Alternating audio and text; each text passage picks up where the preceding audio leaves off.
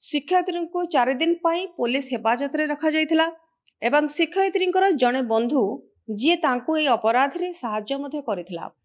माने से जो 16 वर्षीय छात्र सहित शिक्षकंकर जो संपर्क थिला से संपर्कर जड़े लिंक थिले एवं से बंधुंक नारे मध्य अभियोग हेतला। तांको नारे मध्य मामला रुजु होइथिला। नमस्कार मुलिजा आपण देखुचंती न्यूज रूम। दर्शक बंधु आजिर विषय वस्तु गोटे एमिति विषय वस्तु रही जहाँकि प्रत्येक पेरेंट्स बा गार्डियन सचेतन होकर रहिबा उचित। एमिति गोटे लोमटांकुरा दृश्य घटी मुंबई रे जहाँकि गोटे स्कूल रे बहुत भल रेपुटेटेड स्कूल रे पिलाटी पाठ पढ़ी एवं मुंबई पुलिस बुधवार दिन जड़े 40 वर्षीय महिला शिक्षयित्री को कोर्ट रे हाजर करथिला। जे गत सप्ताह रे सहर रे एक प्रमुख विद्यालय रे द्वादश श्रेणी रे जने छात्र को गत जनवरी ठारू यौन निर्यातना करिथिबा अभियोग रहिथिला एवं सेही अभियोग रे गिरफ करिथिला पुलिस। पुलिस कोर्ट को कहिथिला जे शिक्षयित्री जन गुरुवार दिन मानसिक परीक्षा करा जिवो, तेणु कोर्ट तांको हेफाजत रे रखिछि। सेति पई एक दिन बुद्धि मध्ये तांको करा जाइछि। तेबे एपरि एक घटना घटिछि जहाँकि गार्डियन मानक पई जेतेबेले पिलांको पठाउचंती स्कूल किंबा कॉलेज पिलांको पठाउचंती तांको पई गोटे प्रश्न तांकर पिला सुरक्षित कि नुह। या पूर्व गिरफ हेबा परे शिक्षयित्री को 4 दिन पई पुलिस हेफाजत रे रखा जाइथिला एवं शिक्षयित्री जड़े बंधु जी तांको ए अपराध रे साहाय्य मध्य करिथिला।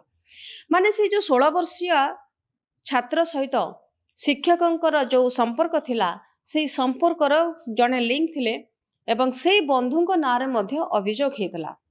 तांको नारे मध्य मामला रुजु होइथिला एवं पुलिस कहिछि जे शिक्षयित्री अपराध स्वीकार करिसंती एवं से छात्र को नै जे स्थान को जाई यौन निर्यातना करिथिले सेही स्थान गुड़िक मध्य देखाइचंती।